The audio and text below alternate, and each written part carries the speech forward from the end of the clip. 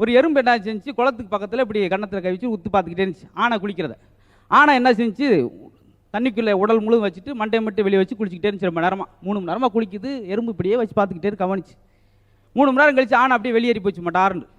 எறும்பு குடுக்குன்னு ஓடி இருக்கு. எறும்பு கூப்பிட்டு ஏன் 3 மணி நேரம் என்னை குருன்னு பார்த்துக்கிட்டு இருந்தேன், ஏன் இப்போ மட்டும் ஓடுற? நேற்று நான் குளிக்க வரும்போது என் சட்டியை மறந்து வச்சுட்டு போயிட்டேன், அதுக்கு நீ எடுத்து போட்டு குளிக்கிறேன், என்ன பண்ணுறக்கா செக் பண்ணுறக்கா பார்த்தேன் அப்படின்னு கூட ஒரு ஆள் சொன்னார். தெரியுமா இல்லையா, என் மையன் டாக்டருக்கு படிக்கணும்னு சொல்லி உயிரை எடுக்கிறானே அப்படின்னு. படித்தாலும் அதான் எடுக்க போகிறான், படித்து டாக்டராக தான் எடுக்க போகிறான்.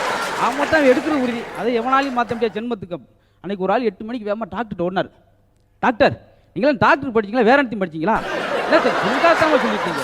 என்னப்பா எனக்கு என்ன சொன்னீங்க? நீங்கள் சக்கரை இருக்குன்னு சொன்னீங்க, ரேஷன் கடைக்காரன் சக்கரை இல்லைங்கிறான். இது எனக்கு ஒரே குழப்பமா இருக்கு.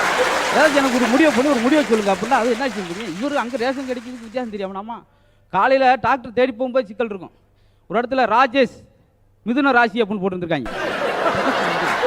ராஜேஷ் எம்பிபிஎஸ் போடுவாங்க, இதெல்லாம் மிதுன ராசின்னு பக்கத்தால் கூப்பிட்டு அது என்னங்க வித்தியாசமா ராஜேஷ் மிதுன ராசி அப்படின்னு.